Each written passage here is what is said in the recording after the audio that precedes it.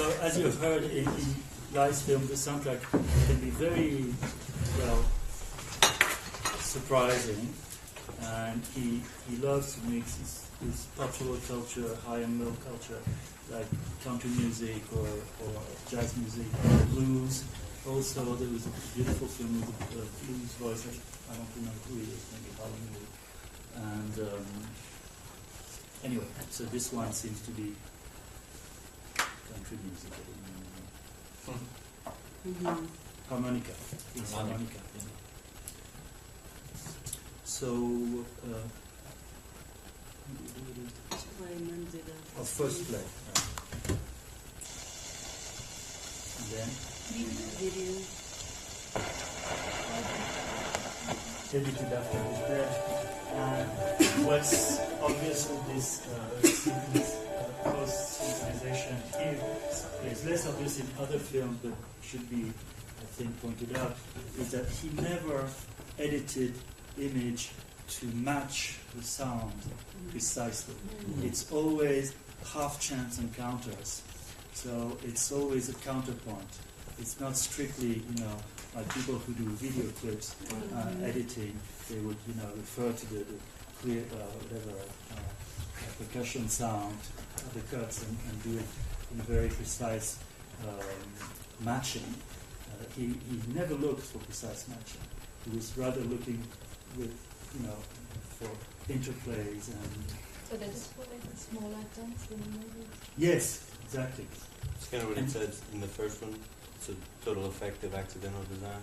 Exactly. There is always accident, but sometimes the accident is between such complex lines of both animated image and orchestral pluri-rhythmic sound, like in the last one I will show. It's so complex that when you feel that it works together, it's really like a miracle. It's really like, it's very, very, it's amazing, because you feel that that the image is dancing to the sound, but at the same time you know that it's not literally the case, and so it creates a kind of a third dimension in the sound and image itself, like a third sense that is quite different from what you would get from precisely synchronized music. And the last film that he made, that he worked on for 15 years maybe, is also, as you know, in this one there's no color anymore. His last film, he didn't use color anymore. He just used black and white, and the white being the scratched film, and black just the plain chemical emulsion of the film, with no other intervention. So it was very aesthetic and really quite simple in its principle, but he developed this very, very agile hand for graphic intervention on the small stripe, and he designed these abstract little shapes that he manages. You will see what I mean when you see it, but which is quite extraordinary. He manages this little, very simple silhouette-like creatures, so not even human, to move not only laterally on the plane, but to seem to turn around as a volume, as if they were, wire sculptures. Like maybe you've seen some of Calder's wire sculptures, and they play with shade, and when they turn, you feel that you have another outline altogether because of the effect of deformation and perspective. Well, he does exactly something like that, but with no relief, just by drawing a series of small drawings that change from one side to the other and reverse back and forth, so that they look like abstract dancers, so to speak.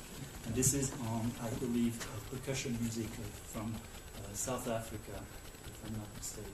And it's called Particle of Space is a first attempt with that, but the real masterpiece is Free Radicals. And that was shown only a short time before he died, I think, and then completed and edited after his death in the 80s.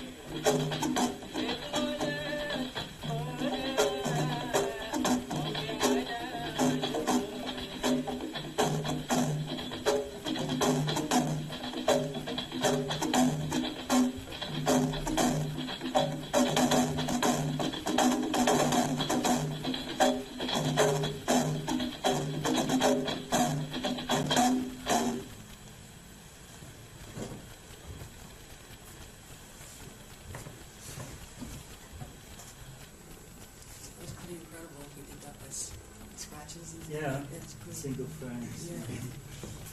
Mhm. Okay, I don't have to fix it. Probably the furthest you can get from any mimetic, classical mimetic realism. Right? And it's not representing anything, or if it is, it's such an indirect and symbolic way. It's not really representation, and the purpose is not certainly mimetic purpose, as the texts themselves make pretty clear about his idea of movement as the subject matter of cinema in general.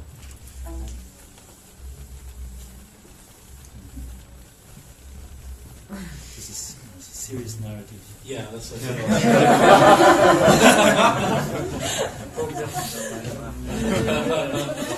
I'd forgotten the violence until yesterday night. I'm having a realism. That's why they're in the upper. Yeah. In case you don't know when they move it. So I'm reaching to a kind of conclusion of what I'm trying to say these whole 3 days. And if you like, I was suggested to do that by some of you. This afternoon I can talk a little and show a little of my own work. Which is quite really in another whatever trend or no obvious relationship with anything else. I certainly don't want it to seem like out of this whole history, this is now. We should do it, you know.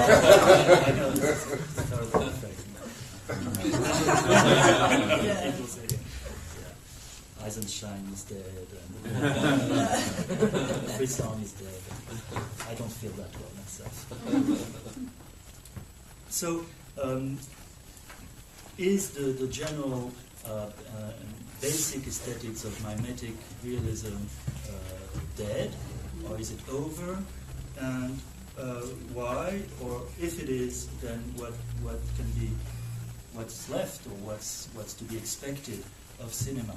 This is, of course, too ambitious a question, but I think it's unavoidable, and you have to wonder, you must wonder about the future of an art form that is so much indebted to 19th century ideas about narrative, psychology, reality effects. There is, of course, a very, very fundamental difference between what we call the reality effect. I don't know if you use the same phrase in English. Effet de réel, the effect of real reality is something that happens when suddenly watching a film you're saying, this I know, it's I recognize as something real. We're not in fiction anymore. It looks like real life. This is very different from the success of realistic representation. You can have real effects in all kinds of contexts, and as opposed to realism as a strong, artistic claim, effect of reality is something like a glimmer or brief, impression, as if the surface of fiction was slightly broken somewhere, and a ray of light would come from reality for a brief moment, but it cannot found an aesthetic as such. Even the aesthetic of the documentary cannot be exactly the search for effect of reality, because effect of reality is actually a subjective effect that can be in itself a trompe-l'œil, right? A perfect illusion, just like when an actor by mistake looks at the camera, which happens. I've heard sometimes, like very bad actors, like. Well, this is not a fiction thing. We have a president in France who's married with, as you may know, with a model. Oh yes. And she wants to do film, and so apparently she's shooting the film with Woody Allen at the moment, and she came on the set with 4 or 5 bodyguards and the whole crew, and the president himself was there to comfort her between the shots. And she had only one scene where she was supposed to come out of the store with the hero of the film. I don't remember whose actor it is. Some young, handsome actor. And he was just meeting her in the shop and accompanying her outside, and she was just supposed to smile at him and had no line of dialogue. And apparently, they had to shoot like 35 to get her not to look at the camera. Is that Carla Bruni? What? Is that Carla Bruni? Yeah. Because she's so used, to look at the audience or at the camera. Right. She's a model. As a model, that there was no way Woody Allen would make her look elsewhere. So that's a reality effect, I guess, one that you would like to avoid in a fiction film. Anyway, so on the at first sight, so to speak, the aesthetics of realism, or what more precisely I try to define as adherent aesthetics, that is, of taking physically some part of the object as a testimony, as a proof of reality in photography and in film. Well, this is, at first sight, ever more dominant now than it was before, in the sense that there is a proliferation of documentary images, of individually made videos, on any public event in the world, already in the internet that you can see, that is supposed to inform you directly about reality much more efficiently than it used to be. And the politicians today, they know that in every circumstance of their job, they should be aware that they're filmed, because always somewhere, the camera. And so these images proliferate, these very reality-like image or documentary-like images, and we're surrounded by them. Television developed all kinds of games and pretense and whatever competitions around the idea of a reality show, right? Be it private life or whatever, or learning something live and in front of the camera. Like, I can't sing, but I will be taught how to sing, and everyone can watch the whole process. Or the camera entering families and following, day by day, from breakfast to tonight, what's going on. So this whole trend seems to be even more realistic than it ever was, or that the cinema industry could ever dream of. In short, you could qualify this with no moral judgment, but just technically a kind of pornographization of documentary, recording images. That is, if you define pornography by the fact that its specificity is that what is shown is not simulated, but you have like the visual proof that something is really happening in the interaction of the bodies of the actors, then pornography is actually the most general category that you can apply to all these reality live images that we're surrounded with. And therefore, the belief in adhering mimesis is never stronger than in pornography, of course. And otherwise, if you don't believe in that, there's no real point, right? If it's simply acting, then there's no real point, or no shock, or no violence. And the violence here is desired, so to speak, by the people who make the films and watch them, even if it's about daily intimate life or about whatever concrete personal events you want, or crime, or violence, of course. In America, we don't have that yet in Europe, but it will come soon. There are channels that are completely, entirely devoted to live, following the police in cops. Yeah, right. So all this is really seems to speak in favor of the triumph of realistic, adhering aesthetics for moving images. Also, you could say that the increasing fascination, but it's a fascination that becomes more and more perverse, I think, public fascination for mediatic exposure as a kind of a epiphany, personal epiphany for anyone who's on TV or on film or on the camera, on the film for a moment or two. The 15 minutes of the Warhol famous axiom that everyone should be allowed to have this quart de célébrité, or even less. This also goes in the same direction. I say it's more perverse because now people know that celebrity is everything but also nothing, so that this is a feeling of vanity and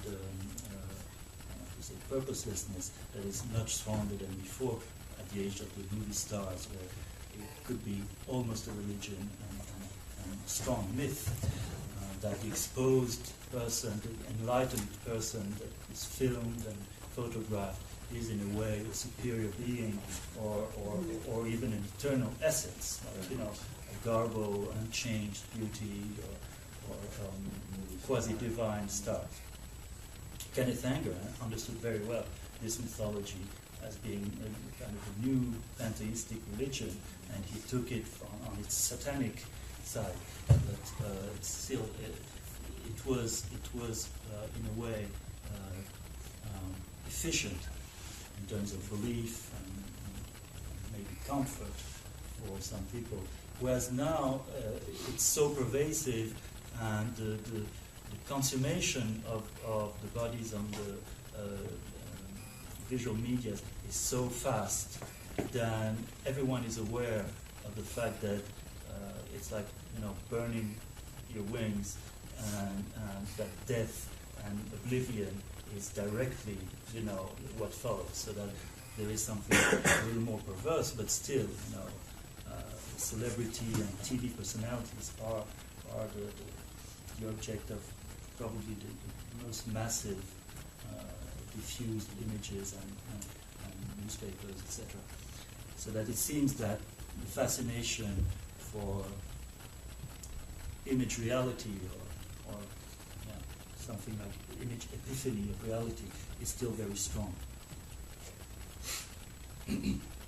And when we watch films, also classical narrative films, I cannot deny, no one could, I think, that a large part, very large part of the interest for us is in the fact that we think that, and we know in a way, that we are watching real things that really happen, or real landscapes, or real bodies, and it's not only, about composition of images like in Night, it's really about having a relationship to some real world that is, for the most part, lost for old films, or inaccessible, or remote, or very close with this kind of recognition of your own life, as in most television fiction, I would say. I've been watching a lot of American series recently, and what struck me, because I was writing the Chronicle, some cinema critical newspaper about them, is that in all these extremely different situations and landscapes, you always find, in a way, the same subject coming back, which is, the model exemplified middle class American family with, 2 children, a pet maybe, the house and the car. and the question is not so much what happens in these far, remote and fantastic world as how does the average, middle-class American family can cope with or survive to, intergalactic wars, drug dealing, serial killers, vampires, and each time the question is, will the atomic cell of the family resist? And each time it does. So, in a way, it is a comment also on the daily life of the persons who sit in front of the TV, obviously, who reflect very easily. So, either through exoticism, fascination, or through reflection on your own life, or at least the idea you have of your own life, this is all a very realistic use of the images that we still do and are submitted to. So why would that whole aesthetic assumption or set of assumptions, why would it be pyramid? Why should we say that it's historically, behind us? Apparently, it's not. It's still before us, in front of us, and here to last long.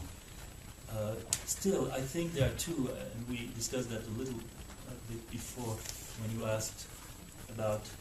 Yes, you. About is experimental film dead and why?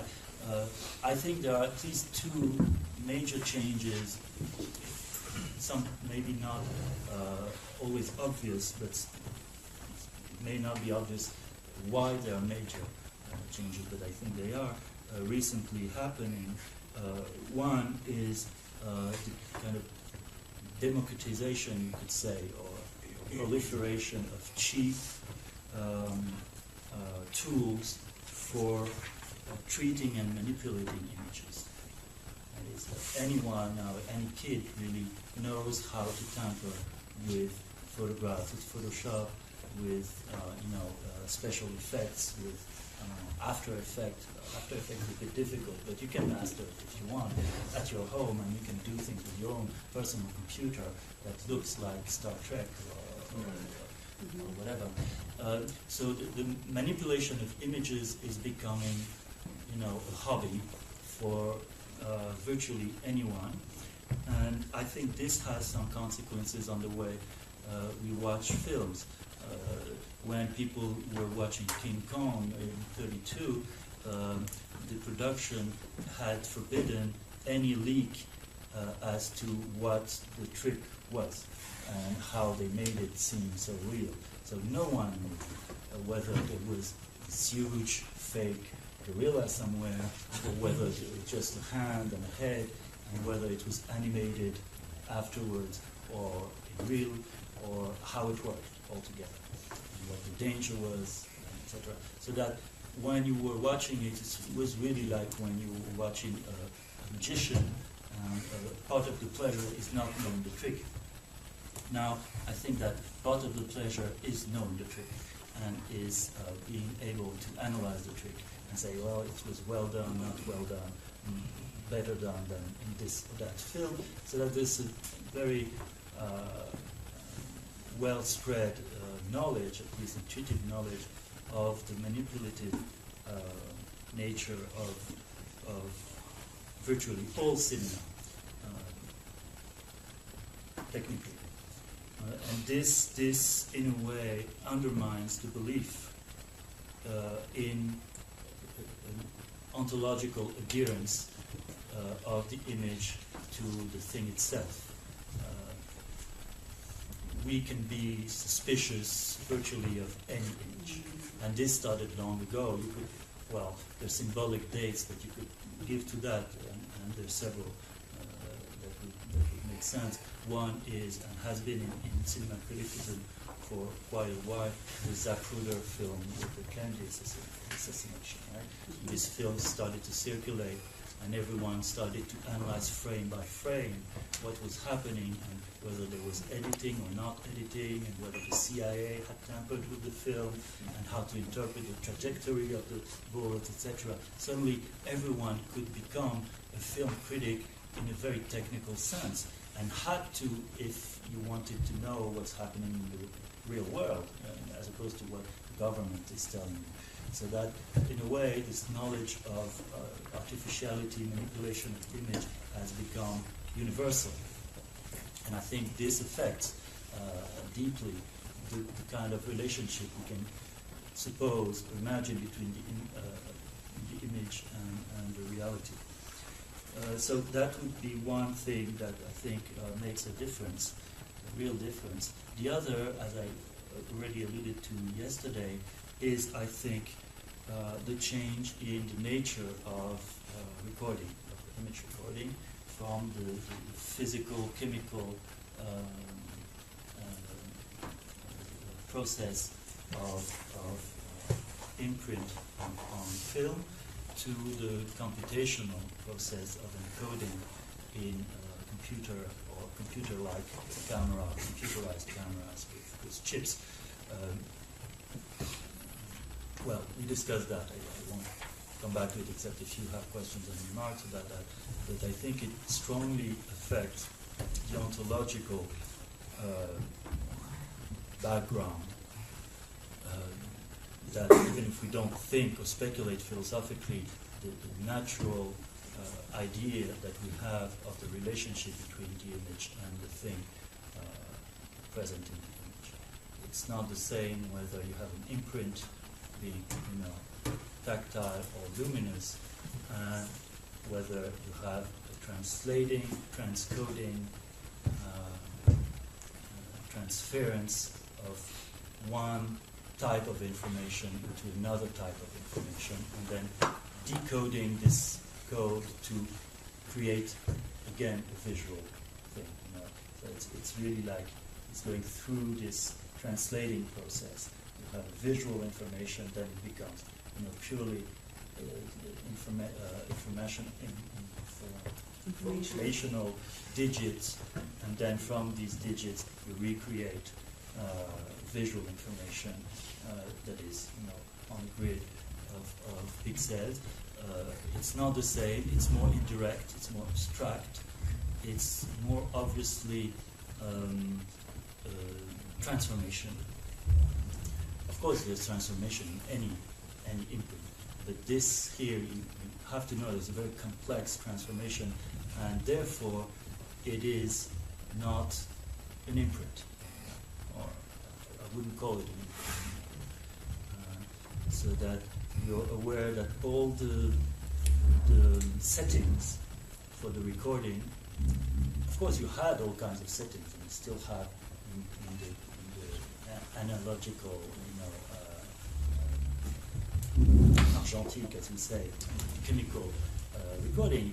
You have all kinds of settings, and it is very artificial. You choose light and settings, but here you're aware that the setting and the encoding are really the same nature. There is no discontinuity within it, so that there is no true image anymore. There is no truer image than another. There is just a choice in how you translate, in the same way that after that, the mechanical reproduction of film is always a matter of how much information you want to keep, and do you keep redundant information, you compress it, how much you compress it, and so there's a whole sampler of different results that you get according to the computational capacity of the machine. And it's not the same quasi-natural relationship that you had before. So that I think that this also strongly and deeply undermines our belief in ontological contact, ontological simple adherence to the thing itself. If I'm right, but I may be wrong, there is no more a strong difference between recording scenes and creating them out of nothing. There is not anymore a strong difference between a film that is shot in natural setting and a film that is shot with blue, background, so that afterwards all the 3D animation can come, like 3D films like Avatar, for instance. It doesn't mean much to try to distinguish, what is live, flesh and bone, and what is animated. The whole thing is that the point is that they're not distinguishable anymore because of the quality of the 3D, because of the interweaving of all kinds of images together, all types of images together. So, what is the consequence of that? If you take the first text I mentioned the day before, yesterday by Bazin, on the idea of the idealist, mythical idea of cinema, or preceded cinema as a historical media, this idea would be, in a way, better, we would be closer to the perfect idea of cinema with 3D films like Avatar than with neorealistic films, right? Because the idea was a total rendering, a total illusion of reality. So the third dimension in relief is certainly something gained in this sense of more perfect simulation. But then Bazin would be really embarrassed with it because it has nothing to do with reality anymore. So that simulation is not a way to have access to the real world. It's just an entertainment tool, and it's more about dreaming and fantasy and whatever moral tale you want to tell them about having a strong experience of the outside world. So it both realizes the idea of pure cinema. If we take Avatar as a symptom, I know that it's certainly not the best film ever made, and certainly not the future of cinema, but if we take it as a symptom, it's both a strong confirmation of this mythic desire or rather this ideal of a total rendition of reality in all its aspects by cinema, and at the same time it's a very strong refutal of the realistic claim.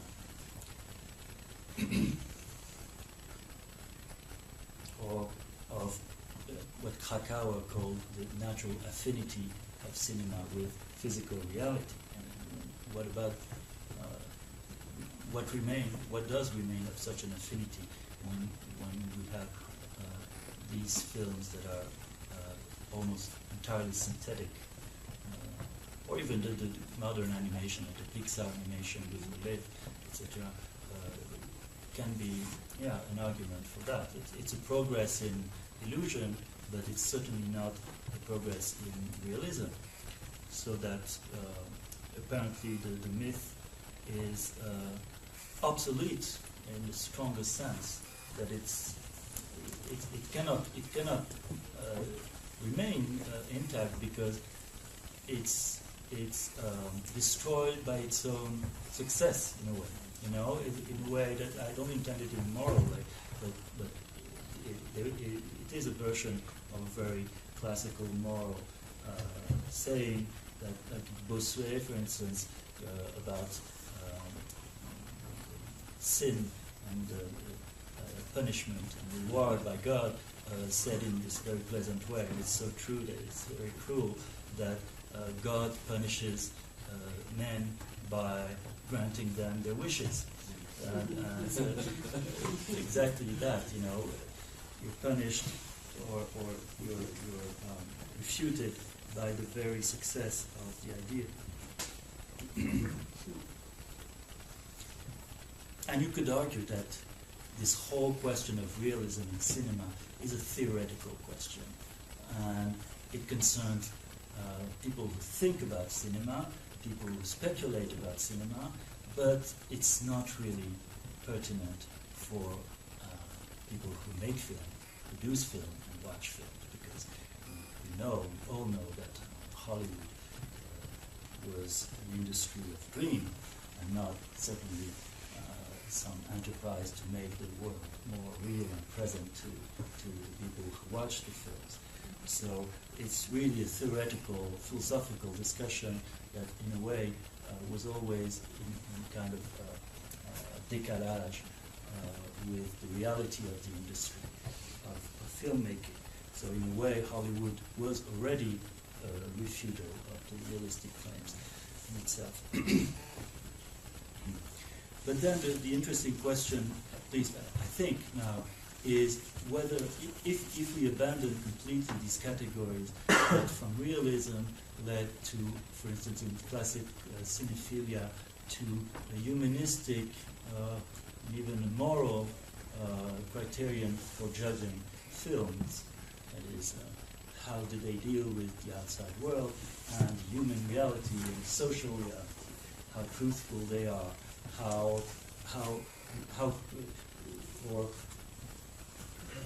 whether they give some freedom to the viewer to look, really observe what's happening in the image, or whether they hide actively some aspects of reality. So all these criteria are really derived from the realistic claim first, and if you don't have this authority of realism and reality to cling to, how are you supposed to judge films as works of art? And what is the difference between an uninteresting film, a good and bad film, if the question of its relation to outside reality is really secondary? And if you don't even care to distinguish fabricated images from recorded images, say, then what would be an aesthetic, critical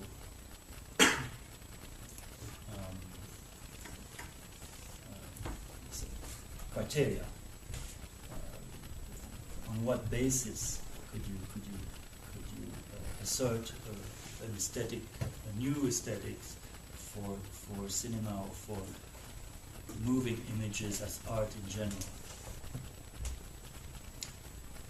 I think it's a real question, and I don't know how to answer it. But we could speculate. We can speculate a little.